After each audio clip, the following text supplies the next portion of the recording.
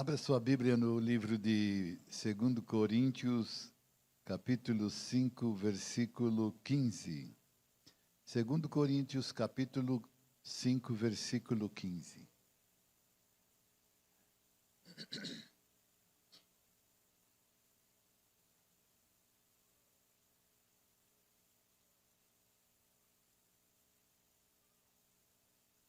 Amém? A palavra de Deus diz: Ele morreu por todos, para que os que vivem não vivam mais para si, mas para aquele que por eles morreu e ressuscitou. 2 Coríntios, capítulo 5, versículo 15. Ele morreu por todos, para que os que vivem não vivam mais para si, mas para aquele que por eles morreu e ressuscitou. Eu gostaria que os irmãos lessem o mesmo versículo. Leiam.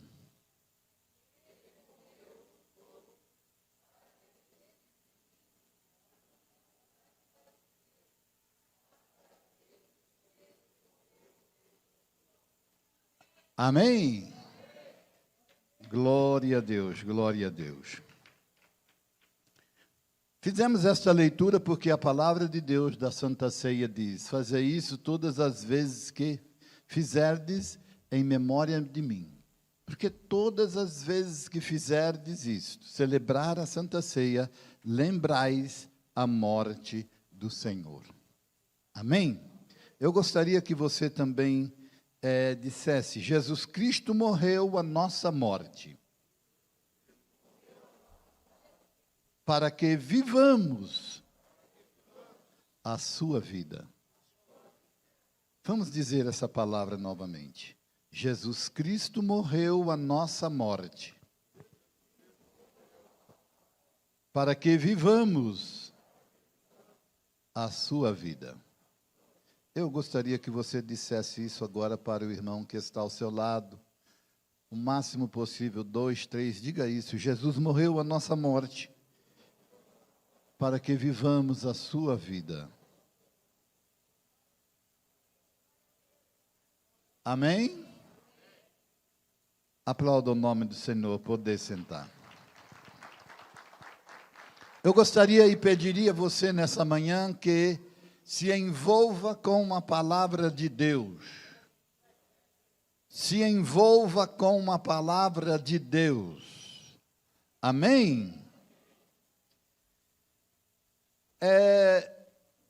Como dissemos, a palavra da Santa Ceia, 1 Coríntios capítulo 11, ela nos diz que todas as vezes que nós fazemos isso, nós devemos lembrar a morte do Senhor.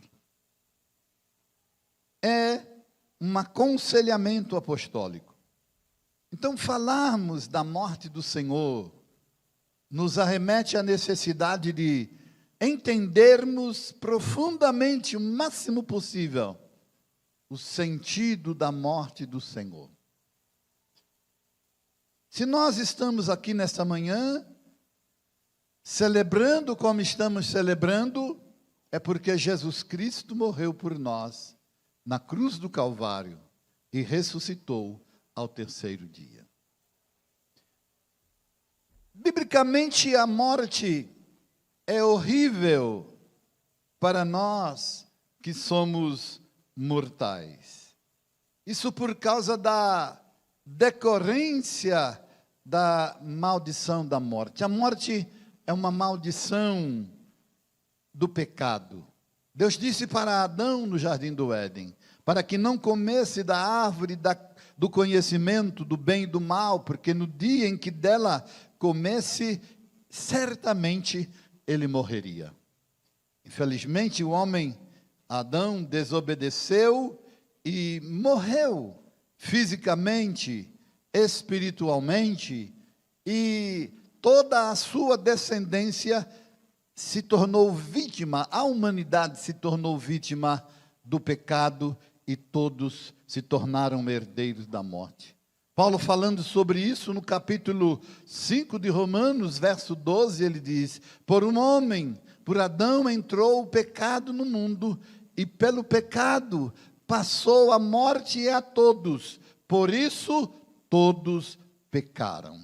Então, quando nós falamos de morte, é constrangedor, porque a morte, ela é uma maldição, ela é a perda da vida física, em outros casos é a perda da vida espiritual, e no seu extremo é a perda da vida eterna, é a separação eterna de Deus. Mas, em contrário ao ser humano, a morte é vista diferenciadamente aos olhos de Deus. Deus não enxerga a questão da morte como nós enxergamos. Deus não pensa a morte como nós pensamos, porque para Deus não existe morte.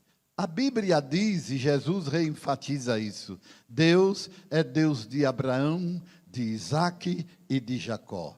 Ou seja, Deus sempre é Deus dos vivos, porque aqueles que estão vivos na face da terra, estão vivos para Deus. Aqueles que já dormiram, que já partiram pela morte, permanecem vivos para Deus. Deus é sempre Deus dos vivos, independente da condição deste ou daquele, independente se na glória, na felicidade eterna, ou se no tormento, no sofrimento eterno. Deus é Deus de eternidade, a eternidade sempre é Deus dos vivos.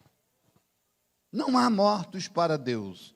Portanto, a visão da morte é uma visão diferenciada entre o ser humano e o Deus Todo-Poderoso, nosso Pai. A Bíblia mesmo diz: preciosa é aos olhos do Senhor a morte dos seus santos. Salmo de número 116, versículo 15. Enquanto nós choramos a nossa partida, enquanto choramos a partida dos nossos semelhantes, dos irmãos, a Bíblia está dizendo que é preciosa a morte aos olhos do Senhor.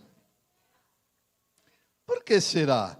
A morte do Senhor, a morte dos santos é preciosa aos olhos de Deus, porque a morte dos seus santos é a efetivação da vida eterna ao lado de Deus. Enquanto nós, ou enquanto alguém, enquanto o justo, o santo, está se separando do mundo aqui, está se separando da sua família, está se separando dos entes queridos, ele está voltando para os seios de Abraão. Deus o está recebendo na sua glória.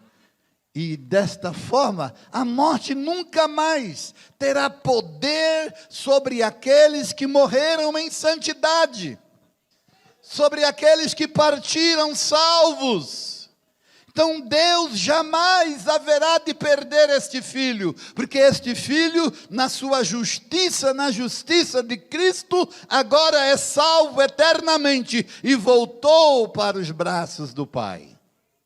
Então a Bíblia diz: preciosa é aos olhos do Senhor a morte do seu santo. Neste mesmo sentido, a morte de Jesus também foi preciosa aos olhos de Deus. E podemos dizer, preciosíssima, porque Jesus Cristo, nesse sentido, não só efetivou a sua humanidade, a sua corporidade eterna, mas também redimiu a humanidade.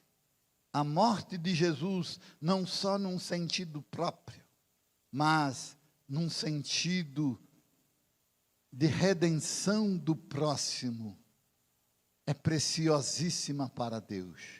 Porque ele redimiu a humanidade do poder da morte. Essa efetivação, preciosa é a morte dos seus santos aos olhos do Senhor, só se tornou na sua realidade suprema possível Porque Jesus Cristo morreu em plena justiça, Jesus Cristo morreu em plena santidade, ou seja, Jesus Cristo morreu sem pecado algum. Jesus, na sua morte, morreu plenamente puro, plenamente santo, e nesta morte santa, Jesus redimiu a humanidade do poder do pecado, do poder da morte no corpo e no espírito. Pela sua morte física, Jesus, diz Paulo, condenou, destruiu o poder do pecado na carne. Você entende isso?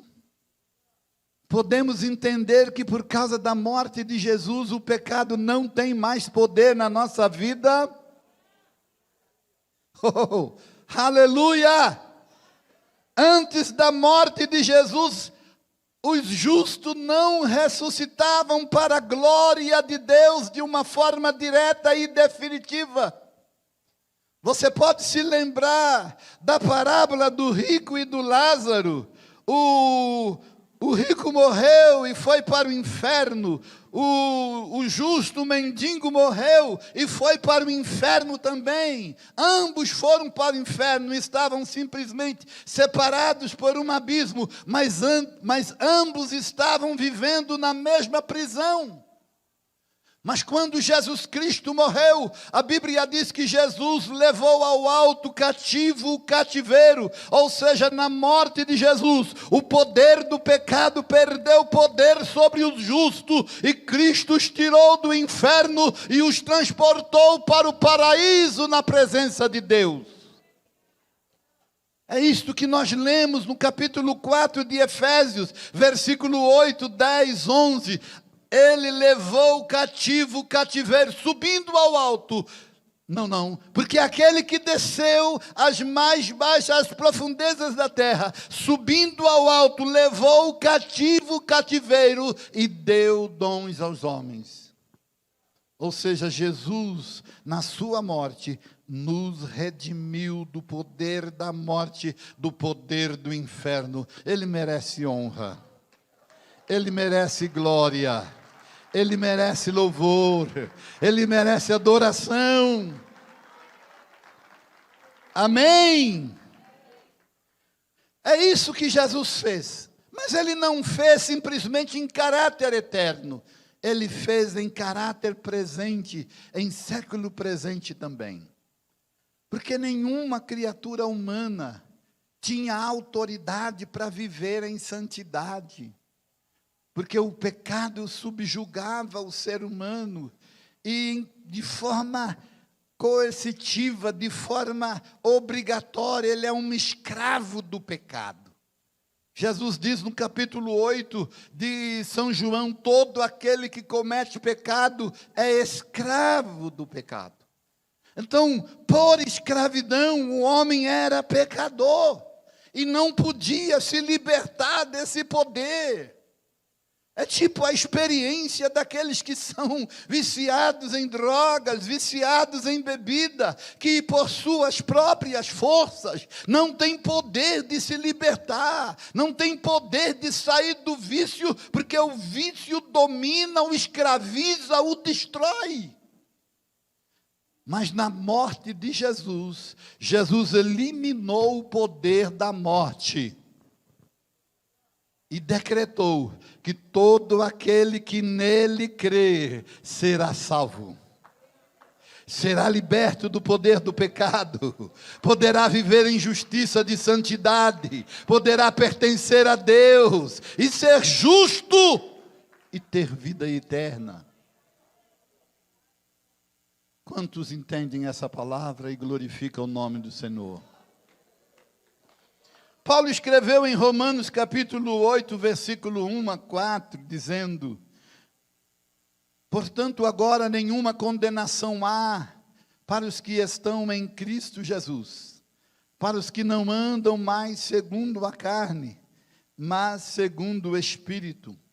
Porque a lei do Espírito de vida em Cristo Jesus, me livrou da lei do pecado e da morte. Porquanto o que era impossível à lei, visto que estava enferma pela carne, Deus enviando o seu Filho em semelhança da carne do pecado, pelo pecado condenou o pecado na carne, para que a justiça da lei se cumprisse em nós, que não andamos segundo a carne, mas segundo o Espírito. Nos lembramos que no Velho Testamento havia a lei do Senhor. E Paulo diz aos romanos que a lei era boa e santa. Mas o homem, na sua pecaminosidade escravizante, não tinha como obedecer à lei. A lei era boa, mas a carne estava enferma pelo pecado. E por causa do pecado na carne, ele não se sujeitava à lei, a carne não se sujeitava, não tinha poder para fazer a vontade de Deus estabelecida da lei. Era preciso que a carne fosse, a carne do nosso corpo, o ser humano, fosse liberto desse poder, dessa lei do pecado, que você pode ler no capítulo 7 de Romanos. Miserável homem que sou, miserável homem que sou, porque o bem que eu quero fazer eu não faço, mas o mal que eu não quero fazer, este eu faço. Quem me livrará desse corpo, desse poder do pecado que opera em mim? Então no capítulo 8, Paulo já dá o grito, oh, aleluia, portanto agora nenhuma condenação há para o que estão em Cristo Jesus. Paulo diz, quem me livrará? E Paulo mesmo responde, Jesus Cristo, que morreu na cruz do Calvário, ele nos livrou da lei do pecado e da morte, que me obrigava a pecar, que não me deixava fazer o bem que eu queria fazer. Oh, posso fazer, agora em Jesus eu tenho poder para fazer, agora eu quero fazer o bem e faço, agora eu não quero fazer o mal e não faço, porque nenhuma condenação há, nenhum poder há no corpo, na vida, na mente, no espírito, na alma, daqueles que não andam mais segundo a carne, mas segundo o Espírito de vida de Cristo Jesus. Aleluia, aleluia. Nós choramos a morte de Jesus, porque ela é tão sofrimento e mais sofrimento que qualquer morte. Mas ao contrário, em contrário, ela é também vitória. Então nós choramos por um lado, mas celebramos pelo outro. Choramos porque Ele sofreu por nós, mas celebramos porque Ele nos libertou. Essa mensagem é a mensagem mais tocante do cristianismo. Ela é a mensagem mais tocante do cristianismo. Mas eu confesso para você que essa mensagem, ela foi a mais tocante do cristianismo.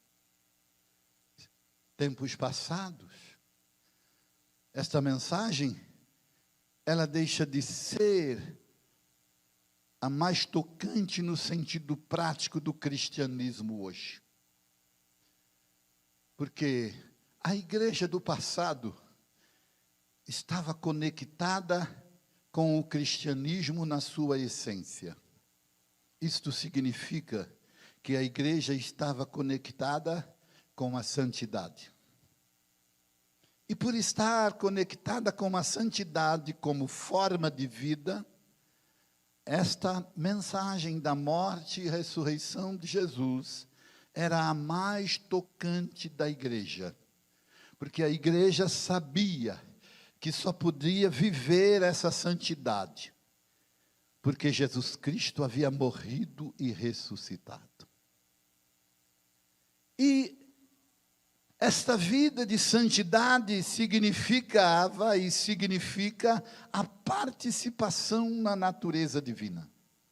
Significa viver em comunhão e depender desta comunhão e existir nessa comunhão.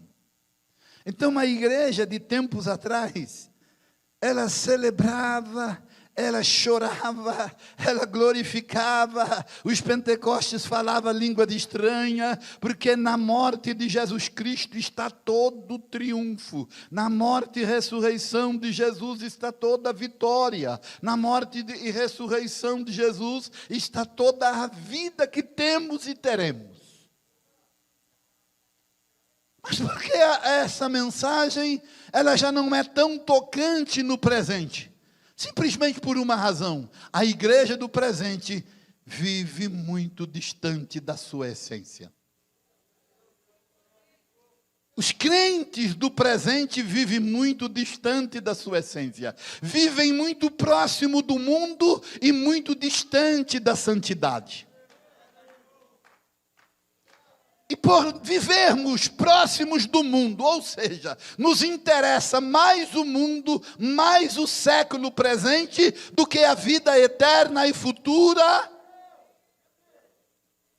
nós vivemos distante da santidade. Então o valor da morte de Jesus e a celebração vai diminuindo. E quando nós falamos da morte de Jesus, quando nós pregamos mensagem como essa, ela não causa o impacto na vida, na alma do crente, porque ele não está conectado com isso. Ele não está conectado com a causa da sua vida.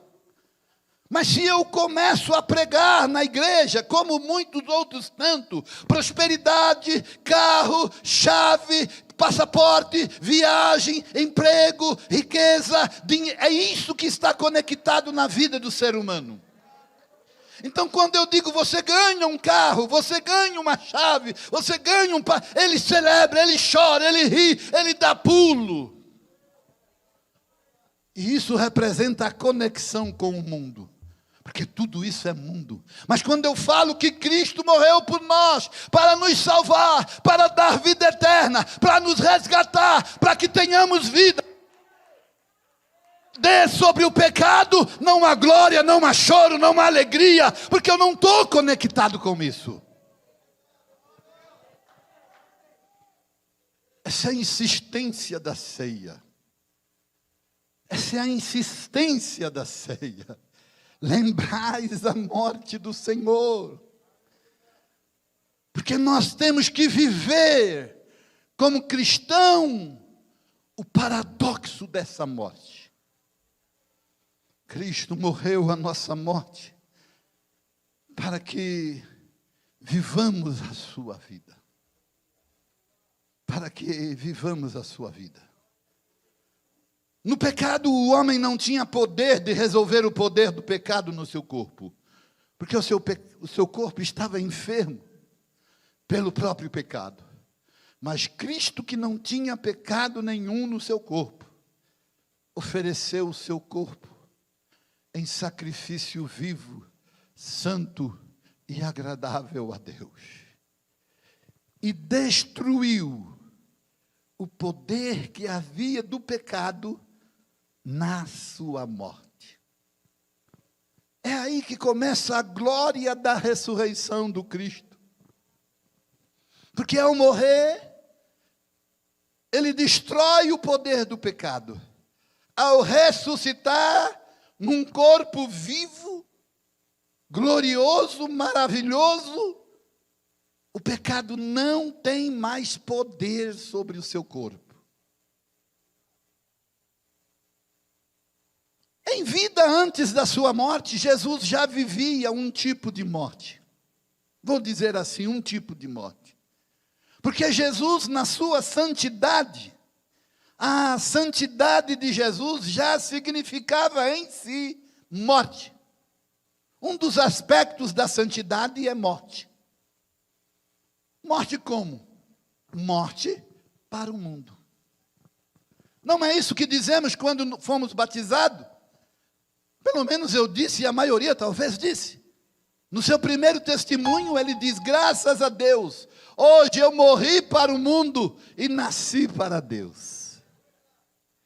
Essa frase significa: fui santificado no batismo, agora eu sou santo, e como santo, eu não existo mais para o mundo.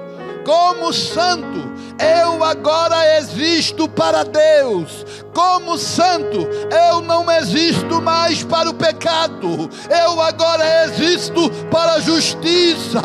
Como santo, eu não vivo mais nas trevas. Eu agora vivo na luz.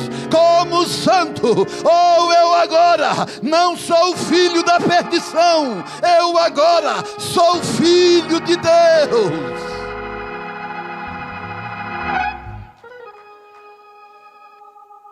Aleluia. Você tem glória a Deus aí, levante a sua mão e adore o nome do Senhor. Oh, aleluia. Yeah, aleluia. O nome de Jesus é santo. Ele é santo dos santos. Aleluia. Aleluia. Essa duplicidade da vida do Cristo, que nós agora encarnamos pelo Espírito Santo em nós, a vida na morte. Vivemos figuradamente a sua morte e a sua ressurreição numa vida de santidade, numa vida de separação do pecado. Vivemos a vitória da morte e ressurreição de Jesus. Ser santo, viver em santidade, é exatamente isso. Viver esse núcleo da fé. A morte e a ressurreição de Jesus. Esse é o fundamento da vida cristã em todos os sentidos. É o princípio da fé. Se com o teu coração creres e com a tua boca confessares que Jesus Cristo morreu e ressuscitou, serás salvo.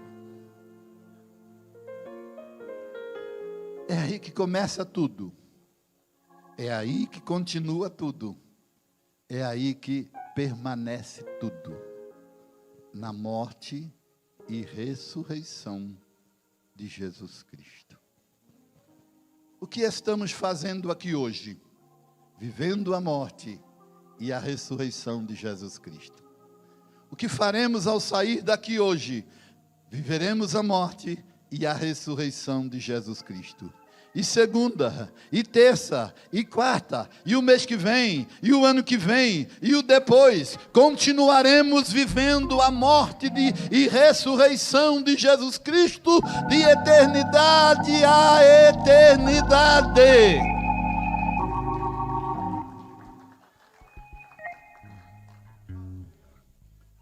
Devemos nos aprofundar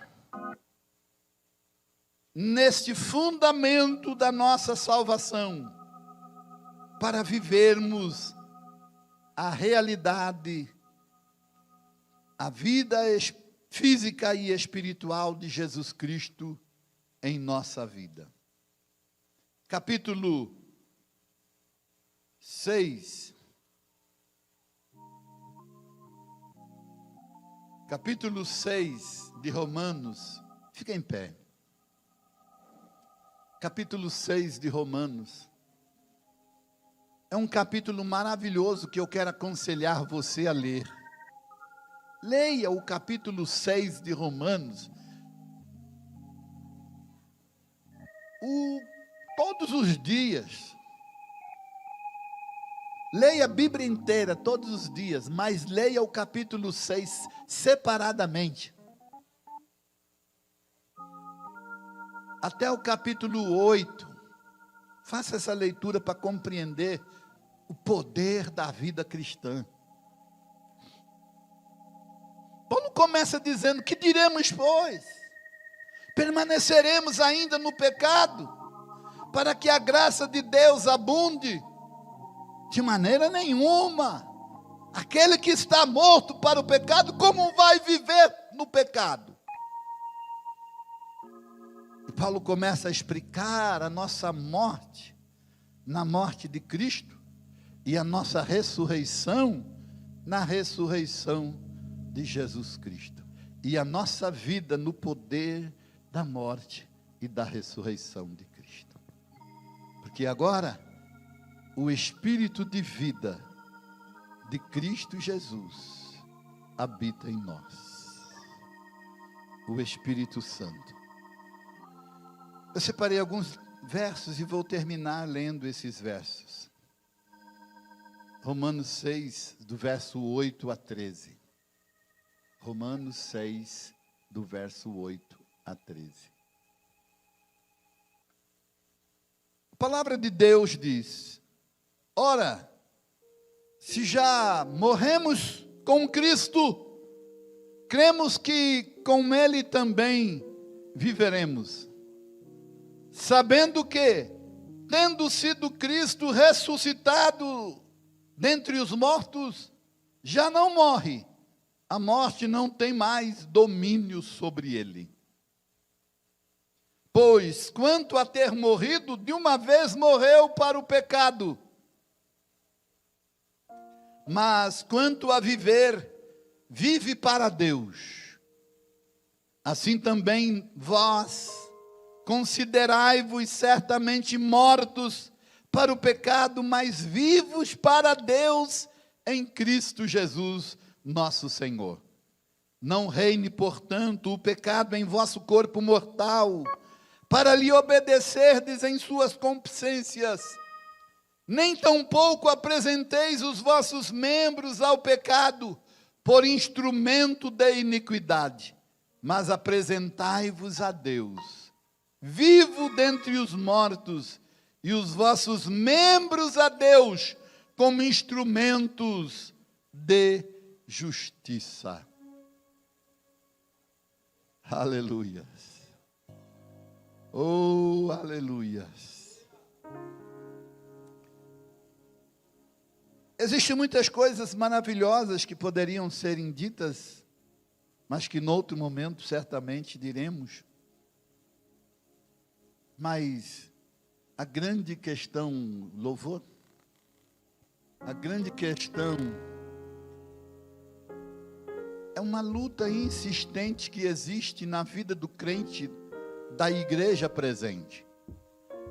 Esse versículo, o último versículo, o versículo 13, era tão entendido pela igreja do passado, era tão prático,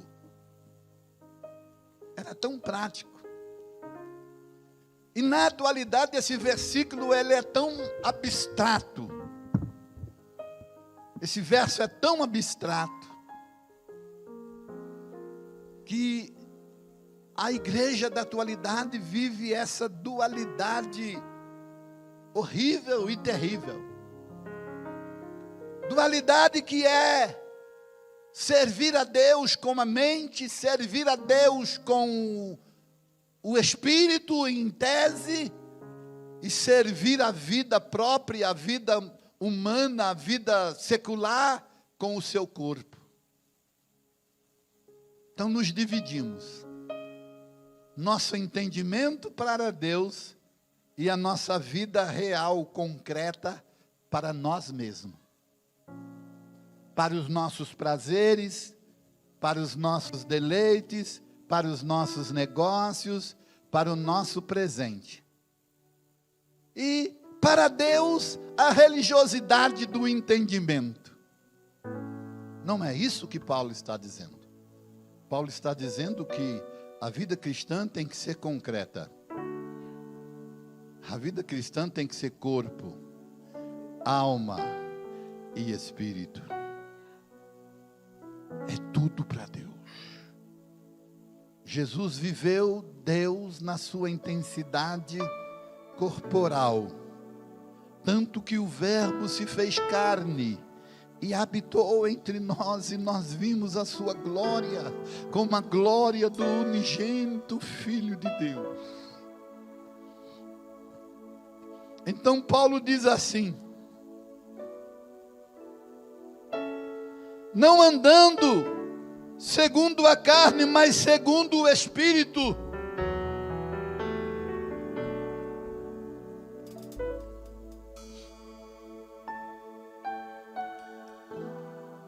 Portanto, o pecado não reine o pecado em vosso corpo mortal, para lhe obedecerdes em suas concupiscências, ou seja, em seus desejos. Nem tampouco apresenteis os vossos membros ao pecado por instrumento da iniquidade, mas apresentai-vos a Deus como vivos dentre os mortos. Apresente a sua mente, apresente a sua vontade, apresente o seu coração, o seu ser por inteiro. Diz: os vossos membros a Deus como instrumentos de justiça. Com essa fala nós podemos dizer: Deus quer te usar como instrumento. Apresente-se como instrumento de Deus, porque Deus quer te usar. Mas como assim? Não há como resolver o problema do mundo senão através da igreja. Não há como resolver o problema do pecado senão através da igreja. Não há como resolver problemas de doenças senão através da igreja. Não há como resolver problemas de endemoniados senão através da igreja. Então Paulo está dizendo: não fique sentado na cadeira de camarote vendo a desgraça do mundo. Deus quer te usar como solução. Deus quer te usar como instrumento de justiça. Deus quer te usar como bênção para o perdido, como cura para o doente, como saúde para a enfermidade. Deus quer te usar como sede para o sedento, como alimento para o faminto. Deus quer te usar como liberdade para os presos, como luz, como visão para os cegos. Apresente-se. Apresente-se. Seu corpo, sua alma e seu espírito. Seu corpo, sua alma e o seu espírito para Deus usar.